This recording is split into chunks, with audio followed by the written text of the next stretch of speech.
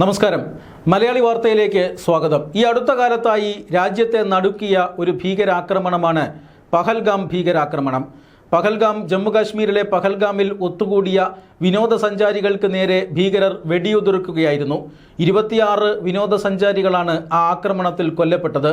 2025 April മാസം 22-ാം തീയതിയാണ് അതിദാരുണമായ ആ ആക്രമണം നടന്നത്. ആ ആക്രമണത്തിൽ രാജ്യം മുഴുവൻ ഞെട്ടിവിറച്ചു. 26 നിരപരാധികളുടെ ജീവന് ഇന്ത്യ പക്ഷേ ദിവസങ്ങൾക്ക് ശേഷം കണക്ക് ചോദിച്ചു. മെയ് മാസം 6-ാം തീയതി ഇന്ത്യൻ മിസൈലുകൾ പാകിസ്ഥാനിലെ ഭീകര കേന്ദ്രങ്ങൾ ലക്ഷ്യമാക്കി പാഞ്ഞു. അത് ചോദ്യം ചെയ്ത പാകിസ്ഥാനും കണക്കിന് ഇന്ത്യ കൊടുത്തു. ഒടുവിലാണ് ഈ വെടിനിർത്തൽ പ്രഖ്യാപനം വന്നത്. പാകിസ്ഥാന്റെ അഭ്യർത്ഥന മാനിച്ചുകൊണ്ടാണ് ഇന്ത്യയുടെ director general of military operation വെടിനിർത്തൽ പ്രഖ്യാപിച്ചത്. എന്തായാലും പാകിസ്ഥാന് കനത്ത പ്രഹരമായിരുന്നു ഓപ്പറേഷൻ സിന്ദൂർ എന്ന് വ്യക്തമാണ്. ഇന്നിപ്പോൾ ഈ പ്രധാനമന്ത്രി നരേന്ദ്രമോദി ഈ പഹൽഗാം ഭീകരാക്രമണം അറിഞ്ഞതിനെക്കുറിച്ച് ശേഷം, പഹൽഗാമിൽ ഭീകരാക്രമണം അറിഞ്ഞതിന് ശേഷം തന്നെ കണ്ടപ്പോൾ, അതായത് അജിത് ഡോവൽ എന്ന ദേശീയ സുരക്ഷാ ഉപദേഷ്ടാവിനെ കണ്ടപ്പോൾ എന്താണ് ആദ്യം നരേന്ദ്രമോദി ചോദിച്ചത് എന്ന വെളിപ്പെടുത്തൽ നടത്തിയിരിക്കുകയാണ് അജിത് ഡോവൽ. ഡിസ്കവറി ചാനലിൽ വരാൻ പോകുന്ന ഒരു ഡോക്യുമെന്ററി ഓപ്പറേഷൻ സിന്ദൂറിനെ കുറിച്ചുള്ള ഡോക്യുമെന്ററിയാണ്. ആ ഡോക്യുമെന്ററിയിൽ ആമുഖമായി സംസാരിക്കുമ്പോഴാണ് അജിത് ഡോവൽ ഈ വെളിപ്പെടുത്തൽ നടത്തുന്നത്. അതായത് പഹൽഗാം ഭീകരാക്രമണം നടക്കുമ്പോൾ നമ്മുടെ പ്രധാനമന്ത്രി നരേന്ദ്രമോദി ഒരു വിദേശ സന്ദർശനത്തിലായിരുന്നു. സൗദി അറേബ്യയിലായിരുന്നു അദ്ദേഹം സന്ദർശനം നടത്തിക്കൊണ്ടിരുന്നത്. ഈ ഭീകരാക്രമണത്തിൻ്റെ വാർത്തകൾ പുറത്തു വന്നതിന് ശേഷം ഉടൻ തന്നെ പ്രധാനമന്ത്രി നരേന്ദ്രമോദി തൻ്റെ വിദേശ സന്ദർശനം വെട്ടിച്ചുരുക്കി ഇന്ത്യയിലേക്ക് മടങ്ങുകയായിരുന്നു. ഇന്ത്യയിൽ മടങ്ങിയപ്പോൾ വിദേശകാര്യ സെക്രട്ടറിയാണ് അദ്ദേഹത്തെ വിമാനത്താവളത്തിൽ വന്ന് സ്വീകരിച്ചത്. ഉടൻ തന്നെ അജിത് ഡോവൽ അടക്കമുള്ള മുതിർന്ന ഉദ്യോഗസ്ഥരും എത്തി. വിമാനത്താവളത്തിൽ വെച്ച് തന്നെ അടിയന്തരമായി ഒരു യോഗം ചേർന്നു. ആ യോഗത്തിലാണ് പ്രധാനമന്ത്രി നരേന്ദ്രമോദി അജിത് ഡോവലിനോട് ഇത് ചെയ്തത് ആരാണ് എന്ന് ചോദിച്ചത്. വലിയ ദേഷ്യത്തിലായിരുന്നു പ്രധാനമന്ത്രി നരേന്ദ്രമോദി. ആരാണ് ഇത് ചെയ്തത്? ആരാണ് ഈ ഭീകരാക്രമണത്തിന് പിന്നിൽ? ആരാണ് ഇതിന് ഉത്തരവാദി എന്ന ചോദ്യമാണ് പ്രധാനമന്ത്രി ഈ അജിത് ഡോവൽ, ദേശീയ സുരക്ഷാ ഉപദേഷ്ടാവ് അജിത് ഡോവലിനോട് ചോദിച്ചത് എന്നാണ് അദ്ദേഹം ഇപ്പോൾ വെളിപ്പെടുത്തിയിരിക്കുന്നത്. എന്നാൽ പിന്നീട് വളരെ കൃത്യമായ അന്വേഷണം നടന്നു. അടുത്ത ഏതാനും മണിക്കൂറുകൾക്കുള്ളിൽ തന്നെ ഇന്ത്യയുടെ രഹസ്യാന്വേഷണ ഏജൻസികൾ ആരാണ് ഇതിന് പിന്നിലെന്ന് കണ്ടെത്തി. തെളിവുകളടക്കം കണ്ടെത്തി. ആ തെളിവുകൾ കണ്ട് ബോധ്യപ്പെട്ടതിന് ശേഷമാണ് പ്രധാനമന്ത്രി നരേന്ദ്രമോദി പാകിസ്ഥാനെ പാഠം പഠിപ്പിക്കണം എന്ന് തീരുമാനിച്ചത്. പാകിസ്ഥാന്റെ പങ്ക് വ്യക്തമായിരുന്നു. പാകിസ്ഥാനിൽ നിന്നും അതിർത്തി കടന്ന് ഭീകരപ്രവർത്തനത്തിൽ പരിശീലനം ലഭിച്ച് ഇന്ത്യയിലേക്ക് കടന്നുകയറിയ ഭീകരന്മാരാണ് ഈ കൃത്യം നടത്തിയിരിക്കുന്നത്. അതിനവരെ പരിശീലിപ്പിച്ചു വിട്ട കേന്ദ്രങ്ങൾ, ആ സംഘടനകളെ മുച്ചൂടും ഇല്ലാതാക്കണമെന്ന് പ്രധാനമന്ത്രി നരേന്ദ്രമോദി തീരുമാനിച്ചു. നമ്മുടെ ഇന്റലിജൻസ് ഏജൻസികൾ നൽകിയ വിവരമനുസരിച്ച് ആരാണോ ഈ കാര്യങ്ങൾക്ക് ഉത്തരവാദിയായിട്ടുള്ളവർ, അയാൾ എവിടെയായാലും ഏത് ലോകത്തായാലും, ഒരുപക്ഷെ ഈ ഭൂമിയിൽ നിന്ന് തന്നെ മറ്റൊരു ലോകത്തായാൽ പോലും അയാളെ അവിടെ ചെന്ന് തകർക്കണം എന്ന ഒരു നയം പിന്നീട് നമ്മുടെ രാജ്യം എടുക്കുകയായിരുന്നു.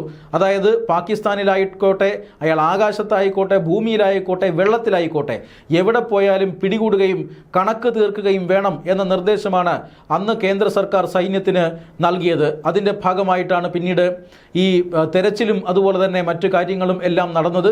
ആദ്യം തന്നെ ഈ ആക്രമണത്തിന് നേതൃത്വം നൽകിയ, ഈ ആക്രമണത്തിന് ഗൂഢാലോചന നടത്തിയ പാകിസ്ഥാനിലെ ഭീകര കേന്ദ്രങ്ങൾ ഇന്ത്യ തകർക്കുകയായിരുന്നു. അത് ഓപ്പറേഷൻ സിന്ദൂർ എന്ന് പേരിട്ടുകൊണ്ടുള്ള ഒരു സൈനിക നടപടിയിലൂടെയായിരുന്നു.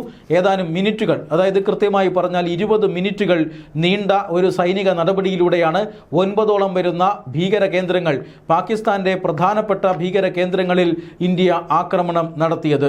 ഒന്നാം സർജിക്കൽ സ്ട്രൈക്ക് പോലെയോ രണ്ടാം സർജിക്കൽ സ്ട്രൈക്ക് പോലെയോ ആയിരുന്നില്ല. പാകിസ്ഥാന്റെ ഉള്ളിലേക്ക് കടന്നുകയറി ഭീകര കേന്ദ്രങ്ങൾക്ക് നേരെ അതിശക്തമായ ആക്രമണം നടത്തുകയായിരുന്നു ഇന്ത്യ. അന്ന് ഇന്ത്യ ഒരു മുന്നറിയിപ്പ് നൽകിയിരുന്നു. ഞങ്ങൾ തകർത്തത് ഭീകര കേന്ദ്രങ്ങളാണ്, പാകിസ്ഥാൻ്റെ സേനയെയോ അല്ലാതെ പാകിസ്ഥാൻ്റെ ജനവാസ മേഖലയോ അല്ല. ഇന്ത്യൻ സേനയെയോ ഇന്ത്യൻ ജനവാസ മേഖലയോ ലക്ഷ്യം വെച്ചാൽ തീർച്ചയായും വീണ്ടും തിരിച്ചടി ഉണ്ടാകും എന്ന് ഇന്ത്യ പറഞ്ഞതുപോലെ തന്നെ പാകിസ്ഥാൻ തിരിച്ചടിച്ചു.